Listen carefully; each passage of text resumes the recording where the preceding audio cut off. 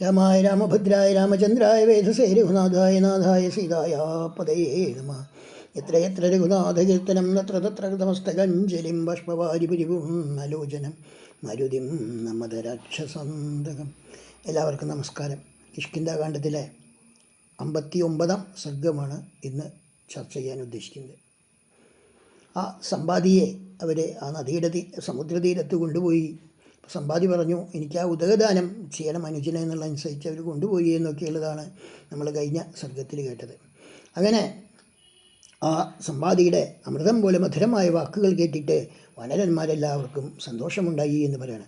വാനരശ്രേഷ്ഠനായ ജാമ്പവാൻ വാനരന്മാരോടൊത്ത് വേഗം നിലത്ത് നിന്ന് എഴുന്നേറ്റ് ആ സമ്പാദിയോട് ഇങ്ങനെ പറഞ്ഞു, സീത എവിടെ? ആരവളെ കണ്ടു? ആരാണ് സീതയെ കണ്ടത്? അങ്ങ് ഇതൊക്കെ ഞങ്ങൾക്ക് പറഞ്ഞു തന്നാലും വനരന്മാർക്കൊരാശ്രയമായാലും. ഇടിത്തീ പോലെ പതിക്കുന്ന രാമബാണങ്ങളെയും ലക്ഷ്മണൻ സ്വയം അയക്കുന്നവയെയും വിക്രമത്തെ വകവയ്ക്കാത്ത ബാണങ്ങളുടെയും വിക്രമത്തെ വകവയ്ക്കാത്ത ആരാണ് അങ്ങനെ സീതയെ മോഷ്ടിച്ചു കൊണ്ടുപോയത് എന്ന് പറയൂ എന്ന് പറഞ്ഞപ്പോൾ, അപ്പോൾ ഇവർ പ്രായോപവേശം അനുഷ്ഠിക്കുകയാണല്ലോ. അതിൽ നിന്ന് എഴുന്നേറ്റ് ആ വനരന്മാരെല്ലാവരും സീതയുടെ വിവരമറിയാൻ വേണ്ടി വളരെ പെട്ടെന്ന് എഴുന്നേറ്റ് നിന്നു എന്ന് പറയണം.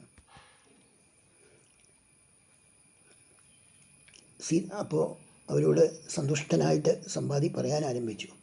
സീതയുടെ അപഹരണം എങ്ങനെയാണ് നടന്നത് എന്നും എങ്ങനെയാണ് ഞാനത് മനസ്സിലാക്കിയത് എന്നും ആരാണ് എന്നോട് പറഞ്ഞത് എന്നുള്ളതൊക്കെ അവളെവിടെയാണ് എന്നുള്ളതുമൊക്കെ ഞാൻ നിങ്ങളോട് പറഞ്ഞു തരാം.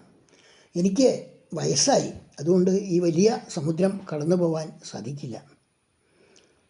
പക്ഷേ ഞാൻ ശയിച്ചപ്പോൾ ഈ ഒരു വലിയ മലയുടെ മുകളിലാണ് വന്ന് വീണത്.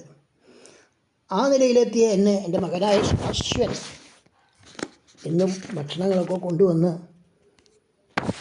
എനിക്ക് നൽകിക്കൊണ്ട് കാത്തുരക്ഷിക്കുകയായിരുന്നു. തീഷ്ണകാമന്മാരാണ് ഗന്ധർവന്മാർ, തീഷ്ണകോപന്മാരാണ് പാമ്പുകൾ. മൃഗങ്ങൾക്ക് ഭയമാണ് തീഷ്ണം, എന്നാൽ കഴുകന്മാരായ ഞങ്ങൾക്ക് വിശപ്പാണ് ഏറ്റവും തീഷ്ണമായിട്ടുള്ളത്. ഇങ്ങനെയുള്ള എനിക്ക് എല്ലാ ദിവസവും കൃത്യമായിട്ട് മകൻ ഭക്ഷണം കൊണ്ടുവരാറുണ്ടായിരുന്നു. പക്ഷേ ഒരു ദിവസം ഞാൻ ഭക്ഷണത്തിന് വേണ്ടി വളരെയധികം വിശന്ന് കാത്തിരിക്കുകയായിരുന്നു. ആ സമയത്ത് സന്ധ്യ നേരത്താണ് എൻ്റെ മകൻ എൻ്റെ അടുത്തേക്ക് ഇരിയ ഭക്ഷണമൊന്നുമില്ലാതെയാണ് വന്നത്. ആഹാരം കൊണ്ടുവരാത്തതിന് ഞാൻ അവനെ കഠിനമായിട്ട് ശകാരിച്ചു. അപ്പോൾ ആ പ്രിയപ്പെട്ട പുത്രൻ എന്നോട് മാപ്പ് അപേക്ഷിച്ചുകൊണ്ട് ഇങ്ങനെ പറഞ്ഞു, അച്ഛാ, ഞാൻ പതിവ് പോലെ ഭക്ഷണത്തിനായിട്ട് ആകാശത്തേക്ക് പറന്നു. മഹേന്ദ്രപർവ്വതത്തിലുള്ള ആ ഇടവഴി അടച്ചുകൊണ്ട് നിലനിന്നു. അവിടെ കടലിൽ സഞ്ചരിക്കുന്ന ആയിരക്കണക്കിന് ജന്തുക്കളെ തടയാനാണ് ഒറ്റയ്ക്ക് തലയും താഴ്ത്തി നിലയുറപ്പിച്ച്. അപ്പോൾ ബാലസൂര്യ സദൃശമായ ഒരു സ്ത്രീയെയും കൊണ്ട് ഒരു പുരുഷൻ ആ വഴിക്ക് വരുന്നത് ഞാൻ കണ്ടു. അവൻ വളരെ കറുത്ത, അഞ്ജനക്കട്ട പോലെ കറുത്ത, വളരെ ശക്തിയുള്ള ഒരുത്തനാണ് എന്ന് എനിക്ക് തോന്നി. അപ്പോൾ അവരെ തീറ്റയാക്കാം എന്ന് വിചാരിച്ച് ഞാൻ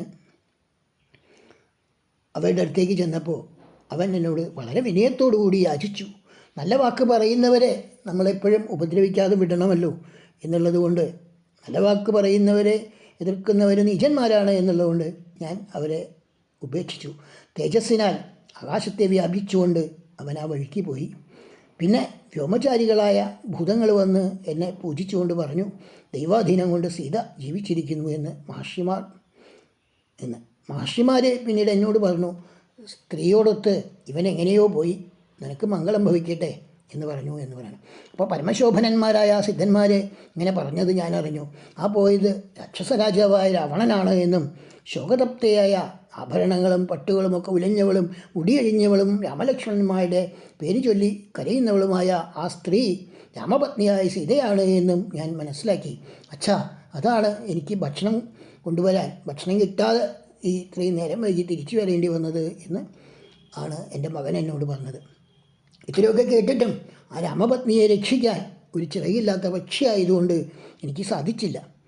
ബുദ്ധിഗുണങ്ങൾ കൊണ്ട് എനിക്ക് ചെയ്യാൻ കഴിയുന്നത് ഞാൻ നിങ്ങൾക്ക് പറഞ്ഞു തരാം.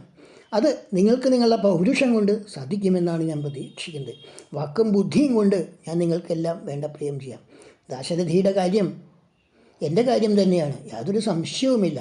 ബലവാന്മാരും ബുദ്ധിമാന്മാരും ധീരന്മാരും ദേവകൾക്ക് അജയ്യരുമായ നിങ്ങളെയാണ് ആ സുഗ്രീവൻ സീതാന്വേഷണത്തിന് അയച്ചിരിക്കുന്നത്. രാമൻ്റെയും ലക്ഷ്മണൻ്റെയും ബാണങ്ങൾ ഈ 3 ലോകത്തിനെയും നശിപ്പിക്കാൻ കഴിവുള്ളവയാണ്. രാവണൻ എത്ര തേജസ്സും ശക്തിയുമുള്ളവനുമായിക്കൊള്ളട്ടെ, സമർത്ഥരായ നിങ്ങൾക്ക് അവനെ കണ്ടുപിടിക്കാനും അവൻ്റെ സ്ഥലത്തെത്താനും കഴിയും എന്നുള്ളത് ഉറപ്പാണ്. നിങ്ങൾ വളരെ ബുദ്ധിമാന്മാരാണ്. അതുകൊണ്ട് നിങ്ങൾ തന്നെ ആലോചിച്ചുകൊണ്ട് എന്താണ് പരിഹാരം എന്നുള്ളതിനെപ്പറ്റി, എങ്ങനെയാണ് ഈ സമുദ്രം കടന്ന് അക്കരെ ചെല്ലുക എന്നുള്ളതിനെപ്പറ്റി ചിന്തിച്ചുകൊള്ളൂ എന്ന് പറഞ്ഞു സമ്പാദി എന്ന് പറഞ്ഞുകൊണ്ടാണ് ഈ സർഗം ഇവിടെ സമർപ്പിക്കുന്നത്. എല്ലാവർക്കും നമസ്കാരം.